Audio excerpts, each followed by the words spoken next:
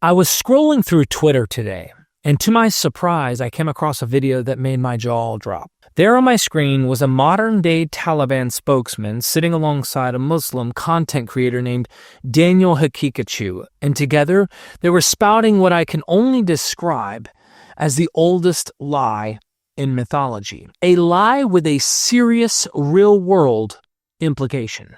The society itself in Afghanistan, even if a woman gets super, this disease, it's true in America, but not in Afghanistan. Because like I said, it's a man's world over here. No matter how educated the woman gets. That can change. It's a man. The United States was a man's world. Europe was a man's world. Iran, Turkey, Saudi, they're all men's world. They were.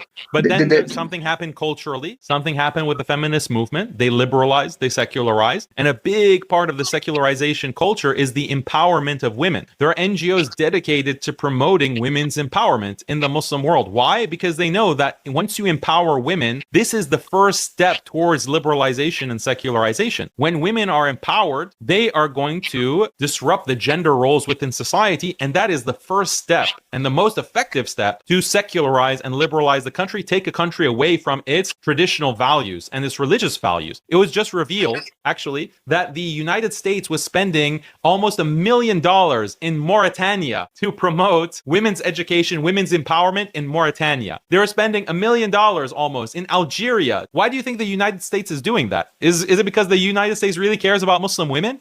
No, they just want to disrupt and secularize these societies for their own benefit, to bring them in line with the West. So this is a weapon of war, actually. We know now, Daniel, you're a oppressor. You don't like women at all. Why do you even like women? Yeah, that was known, bro. Everyone knows that I don't like women. Everyone knows that I'm a misogynist and I oppress women. That's a fact. But now, like, people are gonna say like Daniel's more extreme than the Taliban when it comes to women. That'd be a good headline, right? Yeah. No, but how about that's what I'm gonna tell you something, right? Mashallah, your opinion, a lot of the people in the government, like the Kandaris, they're more in the favor of you, or what you're on the same. A lot of ulama have the thing that like the same position you're at. They said we don't see it as important. What's important for this? This, that. In this video, they declare that women must be controlled. Not necessarily for morality and not necessarily for spirituality, but because they genuinely believe women are naturally dangerous, that women are somehow inherently deficient and need to be managed by men. And I felt obligated. No, I even felt compelled to dismantle this worldview using the tools I know best: history, mythology, and critical scholarship. Because the things these men claim as divine truth actually come from the deepest, darkest corners of ancient patriarchal myth, not from reality, not from any god worth worshiping. But before I dig in, I want to make something very clear. The views expressed in the Quran operate a lot like those in the Bible, in my opinion. For every single text that seems to support something troubling, you can often find another text that points towards something good. Rather than playing harmonization games with theologians who would completely disagree with Daniel or the Taliban, I'm going to start by granting them something. Yes, Daniel and this Taliban spokesman are genuinely finding sources within their tradition to support their outlook on women. The texts they cite, they exist. The interpretations they offer, they have historical precedent. And in the Quran's original context, these interpretations could be the more accurate ones. But here's my real question, and this is honest. I want you to sit with this for a moment. Why do these guys feel this way about women? Why? It's so strange to me what happened in their lives, in their worldview, that makes them look at half of the human population and see a threat that must be caged. Let's look at what Daniel and his Taliban companion are actually working with, because to their credit, they aren't making these verses up. They're reading them from real scriptures that have been used for centuries to justify male dominance. Take, for example, Quran 4:34, one of the most frequently cited verses in these discussions. It says men are the caretakers of women and describes righteous women as devoutly obedient. It even includes language about what a husband may do if his wife shows ill conduct, language that has been interpreted by some classical scholars as permission to discipline. Men are the caretakers of women, as men have been provisioned by Allah over women and tasked with supporting them financially. And righteous women are devoutly obedient, and when alone, protective of what Allah has entrusted them with. And if you sense ill conduct from your women, advise them first. If they persist, do not share their beds, but if they persist, then discipline them gently. But if they change their ways, do not be unjust to them. Surely Allah is Most High, All Great.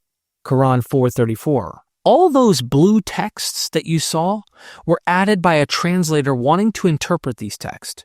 They are not the original in the Quran. So let's read it again without those added words. Men are the caretakers of women, as men have been provisioned by Allah over women and tasked with supporting them financially. And righteous women are devoutly obedient, and when alone, protective of what Allah has entrusted them with. And if you sense ill conduct from your women, advise them, do not share their beds, then discipline them. But if they change their ways, do not be unjust to them. Surely Allah is Most High, All Great. Quran 4:34. This is actually wild because the discipline of wives isn't said to be gently, and it doesn't say if they persist. It gives pretty straightforward rules to advise them, not share their beds, and the discipline, if you will, of these women. What does that discipline entail? Then there's Quran 2:282, which establishes rules for legal testimony in financial contracts. It requires 2 women witnesses for every 1 man, explicitly stating so that if one of the women errs, the other can remind her. The implication is that a woman's testimony is worth half of a man's. You've probably heard this before. O believers, when you contract a loan for a fixed period of time, commit it to writing. Let the scribe maintain justice between the parties. The scribe should not refuse to write as Allah has taught them to write. They will write what the debtor dictates, bearing Allah in mind and not defrauding the debt. If the debtor is incompetent, weak, or unable to dictate, let their guardian dictate for them with justice. Call upon 2 of your men to witness. If 2 men cannot be found, then 1 man and 2 women of your choice will witness, so if one of the women forgets, the other may remind her. The witness must not refuse when they are summoned. You must not be against writing contracts for a fixed period, whether the sum is small or great. This is more just for you in the sight of Allah and more convenient to establish evidence and remove doubts. However, if you conduct an immediate transaction among yourselves, then there is no need for you to record it, but call upon witnesses when a deal is finalized. Let no harm come to your scribe or witnesses. If you do, then you have gravely exceeded your limits. Be mindful of Allah, for Allah is the one who teaches you, and Allah has perfect knowledge of all things. And we can't ignore Quran 2:223, which describes wives as farmland for their husbands. Approach your field however you wish. Critics have long pointed out this metaphor treats women as property to be cultivated rather than partners to be cherished. Your wives are like farmland for you, so approach them consensually as you please, and send forth something good for yourselves. Be mindful of Allah and know that you will meet Him and give good news to the believers. Notice the additional word in the bracket, consensually, was added. This isn't original to the Quran. The passage reads as, your wives are like farmland for you, so approach them as you please. Sincere question. Do you need to ask your farmland if it's okay to plow the field? These additional sensitivities are just not present in the original text. The Hadith literature goes even further. In Sahih al-Bukhari, we find Muhammad reportedly telling a group of women that they make up the majority of inhabitants of hell, and that he has not seen anyone more deficient in intelligence and religion than women. When asked to explain, he pointed to the testimony rule and to menstruation. The idea that women can't pray or fast during their periods makes them religiously deficient. Once Allah's messenger went out to the Masala to offer the prayer of Eid al-Adha or al-Fitr prayer. Then he passed by the women and said, O woman, Give alms as I have seen that the majority of the dwellers of hellfire were you women. They asked, Why is it so, O Allah's messenger? He replied, You curse frequently and are ungrateful to your husbands. I have not seen anyone more deficient in intelligence and religion than you. A cautious, sensible man could be led astray by some of you. The woman asks, O Allah's messenger, what is deficient in our intelligence and religion? He said, Is not the evidence of two women equal to the witness of one man? They replied in the affirmative. He said, This is the deficiency in her intelligence. Isn't it true that a woman can neither pray nor fast during her menses? The woman replied in the affirmative. He said, This is the deficiency in her religion. Classical Islamic jurists took these sources and built legal frameworks around them. Some fatwas described marriage as a form of slavery or servitude for women, where a wife must obey her husband's household rules and cannot even leave the house without permission. Now, am I saying every Muslim believes this? Absolutely not. There are progressive Muslim scholars, feminist Islamic theologians, and millions of everyday believers who reject these interpretations entirely. They point to verses like Quran 49:13, which proclaims that the most noble person in God's sight is the most righteous, regardless of gender. O humanity, indeed, we created you from a male and a female, and made you into peoples and tribes so that you may get to know one another. Surely the most noble of you in the sight of Allah is the most righteous among you. Allah is truly all-knowing, all-aware. Quran 49:13. But Daniel Haqiqatjou and his Taliban friend aren't interested in those verses. They've chosen their proof texts, and they're committed to them. So let's ask the deeper question. Where did these ideas actually come from? You see, here's what Daniel and the Taliban don't seem to be aware of. The notion that women are dangerous, deficient, and in need of male control is one of the oldest, literally oldest, mythological tropes in human history. Let's take Eve, for example. In the Genesis narrative, she listens to the serpent, takes the fruit, and humanity is expelled from paradise, and to many Christians, the very reason people end up burning in hell. The message is crystal clear. Women bring chaos. Women invite disaster. Women need supervision. Now let's look at Pandora in Greek mythology. She's literally the first woman. She's handed a sealed jar and told, do not open it. She opens it anyway, and every evil known to humankind escapes the jar. Again, the takeaway? Women can't follow instructions, and the world suffers because of them.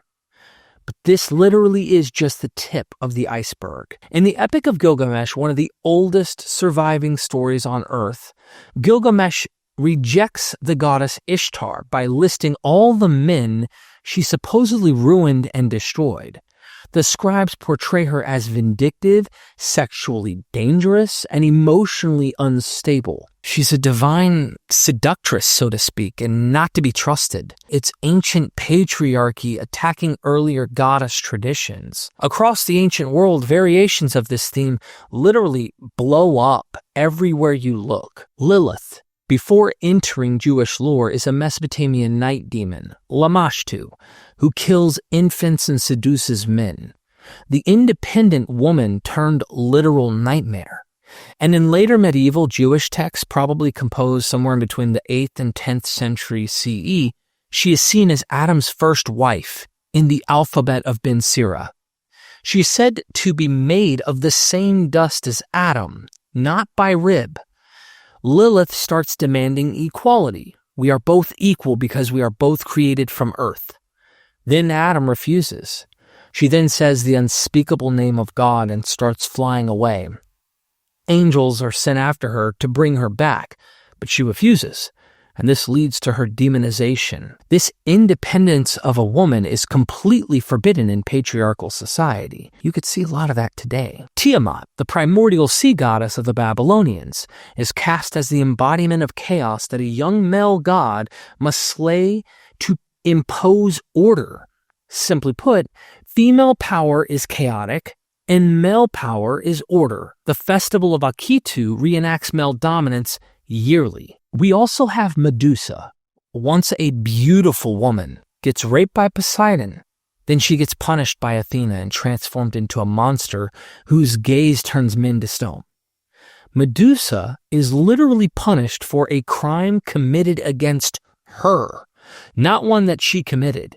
She was a devoted, innocent virgin woman who is forced upon by Poseidon and gets transformed into a monster. A woman's assault is reframed as her betrayal, her fault, her shame. There's also Scylla, who starts as an innocent woman and becomes a monster because of someone else's jealousy.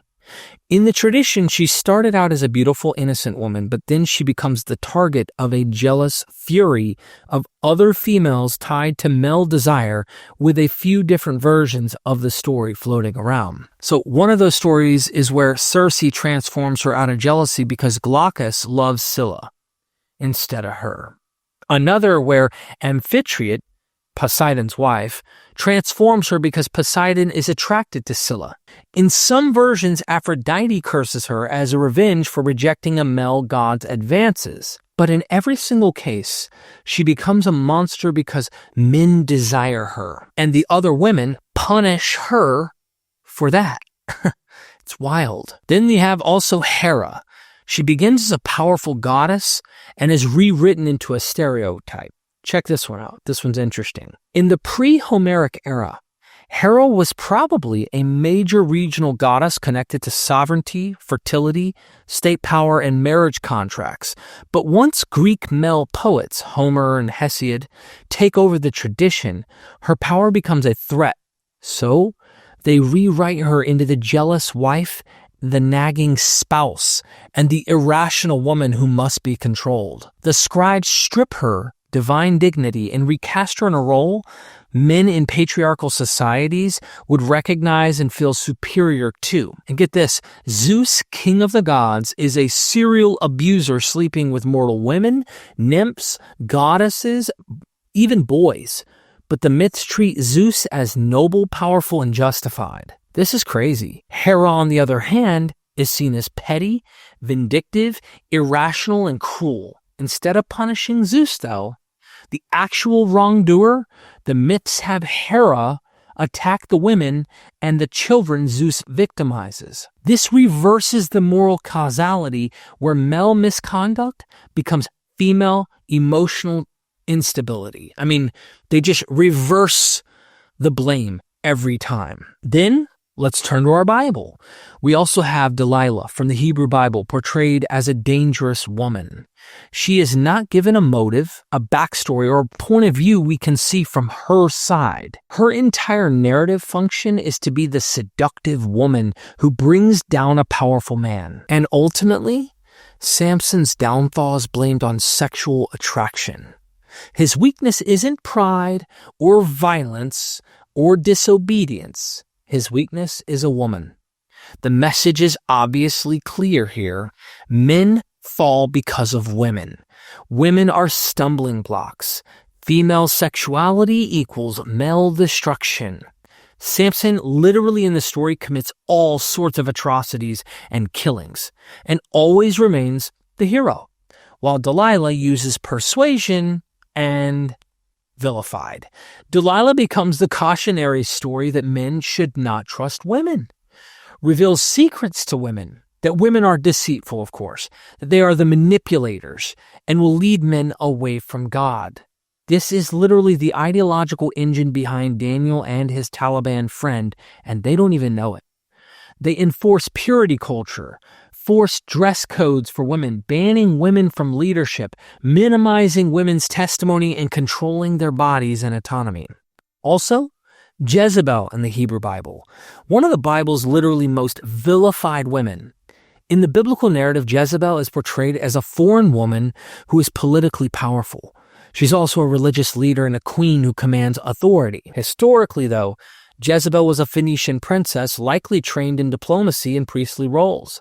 She was not sexually immoral, even according to the Bible, a seductress or personally corrupt in any historical sense. Yet check this out, later Christian tradition turns her into a seductive whore who corrupts, and she is seen as a pagan temptress and spiritual deceiver. This is total patriarchal projection and not reality. The Bible describes her death in horrific ways, with her thrown out of a window, trampled by horses, then eaten by dogs.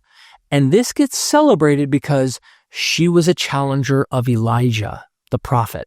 If you really think about this story, you can see these stories inspiring later witch hunts, honor killings, political propaganda against queens, women's role as religious leaders, and some radical modern Christians accusing women of having the spirit of Jezebel. I've even interviewed my buddy Young Dawn, who went through a cult-like situation where the leader of that cult, Christian guy, was saying his wife had that spirit. Now in Genesis, earliest book in the Bible, Potiphar's wife is one of the clearest and most damaging misogynistic archetypes in the entire Hebrew Bible, because her story helped cement the belief, still alive in conservative religious cultures today, that women's desire is dangerous, deceitful, and capable of destroying innocent men.